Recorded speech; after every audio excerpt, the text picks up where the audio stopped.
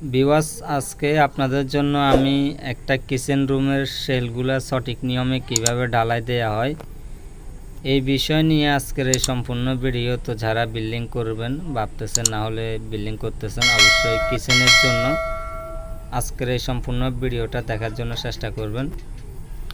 তো আমাদের এখানে যে শেলগুলো ঢালাই দিতেছি, এখানে যে রডগুলো দেখতেছেন এটা হচ্ছে 2.5 সুতা রড। আপনারা অবশ্যই শেলের মধ্যে 3 সুতা রড ব্যবহার না করে 2.5 সুতা রড ব্যবহার করার জন্য চেষ্টা করবেন।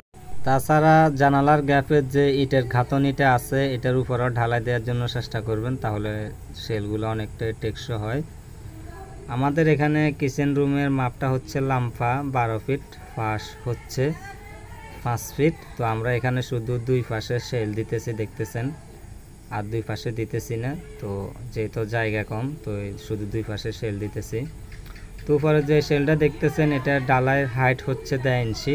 1.5 ইঞ্চি শেল করলে শেলগুলো প্লাস্টার করলে বেশি মোটা হয় না, এই জন্য পাতলা ঢালাই দিবেন 2.5 সুতা রড দিয়ে।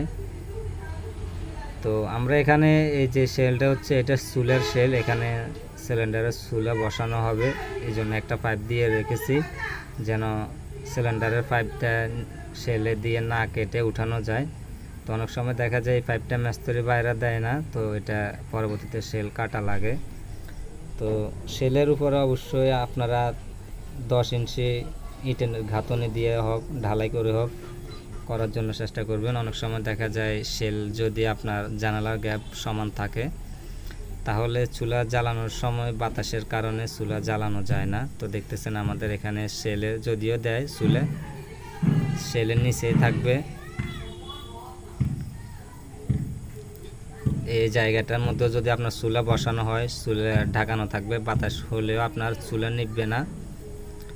তো এই জন্য অবশ্যই একটু উঁচা করবেন জানালার গ্যাপটা যেন বাতাসের সমস্যা না হয়। আর শেলগুলো অবশ্যই 1.5 ইঞ্চি ঢালা দেওয়ার জন্য চেষ্টা করবেন, সিমেন্ট একটু বেশি দিয়ে, তাহলে দেখতে সুন্দর দেখা যাবে। টাইস করলে আপনার বেশি মোটা দেখা যাবে না। আপনি এখানে যদি 10 জন মানুষ একসাথে উঠে শেলের কোনো সমস্যা হবে না, এটা টেকসই হয়। তো এটা হচ্ছে আমাদের বেসিংয়ের যে জায়গাটা, এটা বেসিংয়ের শেল। আমরা এটাকে ভাঁজ করেছি, ভাঁজ করে চুলের জন্য একটু নেচা করেছি।